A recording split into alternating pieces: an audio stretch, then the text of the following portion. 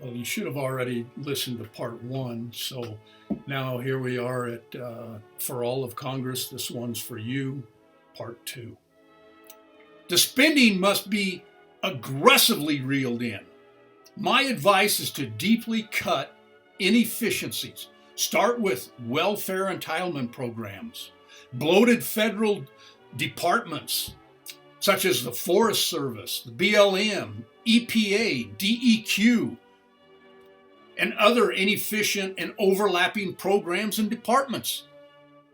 This is just naming a few to get started.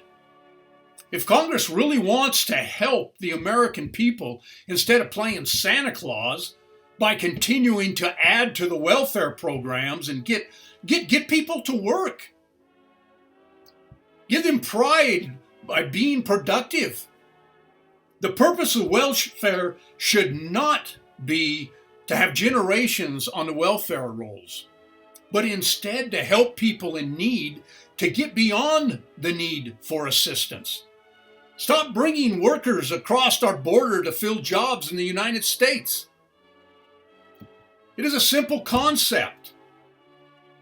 Instead of handing recipients a welfare check, put them to work. Make them earn a paycheck.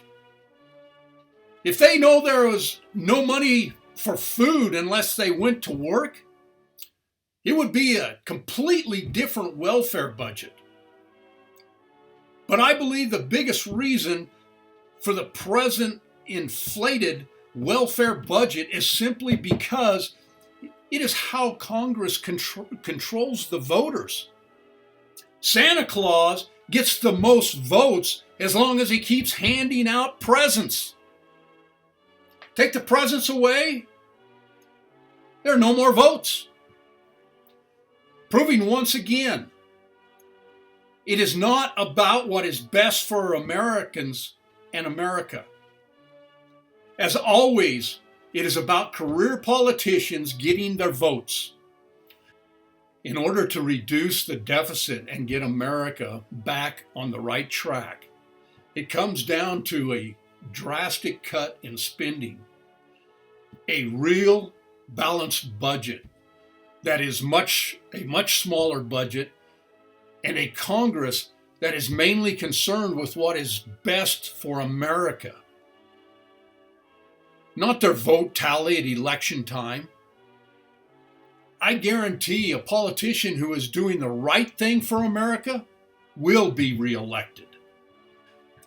Another thing that must be considered is the only way for our country to be ready in times of emergency is to be financially fit. COVID-19 should have proved this to every American, including every Congress member. At nearly $30 trillion in debt, there is no way this country can ever shut down its economy again like it did for COVID-19. Not if we plan to keep the United States the world's economic leader. If America's debt was back at least the 1999, 2000 levels, and we had a real balanced budget requirement for Congress, there would be room for help when emergencies arise. America should never be in this position again. Relying on other countries for essential goods and manufacturing and intelligence?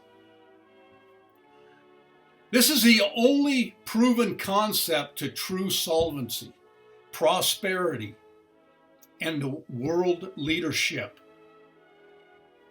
President Trump's successes with COVID-19 were achieved because he left behind the status quo government inefficiencies and engaged in a business approach. Trump created a partnership with private enterprise, unleashing the private sector's ingenuity, production, and efficiency. He did this without involving government in business, realizing government's inefficiencies.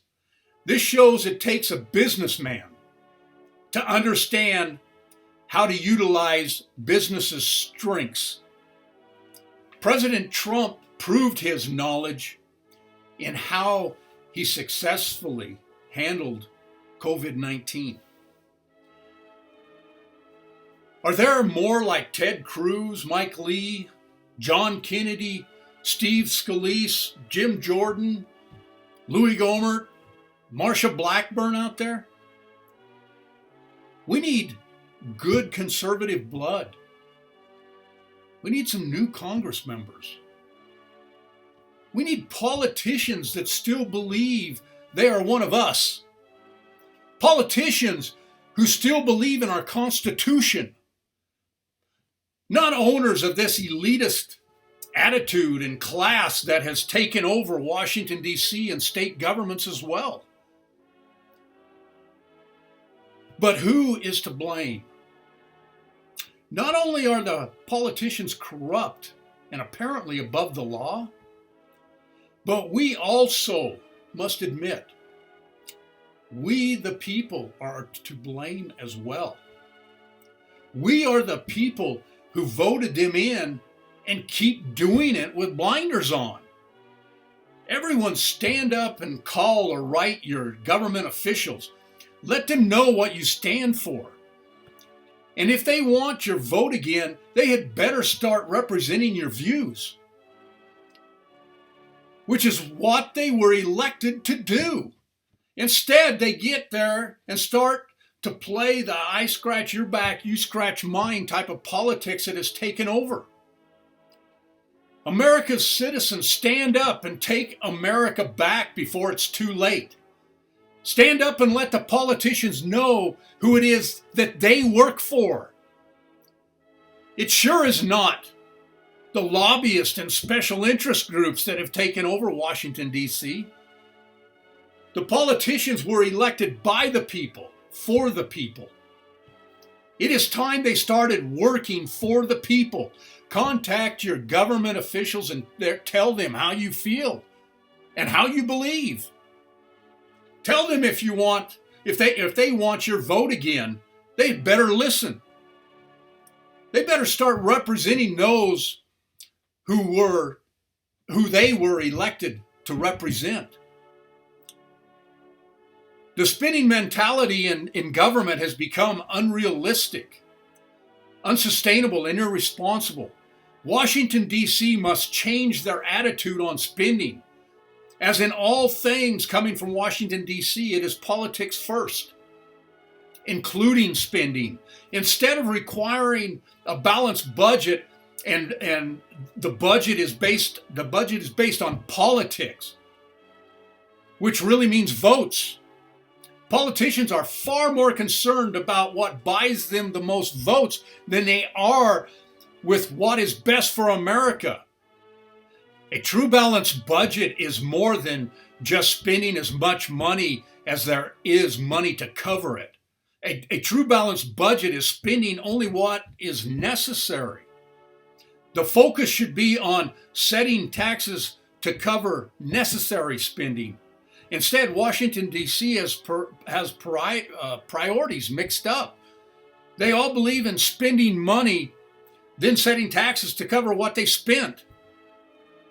This process is unsustainable and irresponsible. If businesses or individuals budget this way, they would be bankrupt.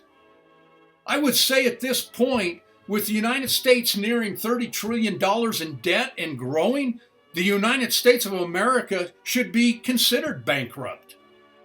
There is such an immediate need for common sense approach to governing in Washington, D.C. Common sense has been lost to the government years ago. This is not what the founding fathers envisioned. To reiterate what I said earlier, get the hell out of Washington, D.C. The more you are there, the more of our money you spend, the more phony special investigations you waste our time with, and the more you screw around with unnecessary things we don't want. The more you are there, the more of our liberties you take away. The more you step on and change our Constitution. And the more you come across as an elitist political propaganda machine, leave it alone. Get the hell out of Washington, D.C. and go home. I challenge all of Congress and all of the Americans hearing this. Find the guts to do what must be done now. There is only one way to secure the United States' prosperity for future generations. It is a difference between running the country like a welfare program that is inefficient, overburdened, and anemic, or running like a business that is prosperous, thriving, and healthy. The real problem is the government has evolved to believe they are better than the rest of America. It is no longer a government of the people, by the people, for the people. They all believe we need them instead of them needing us. Come on, America, we voted them in. Now it is time to vote them out and demand changes.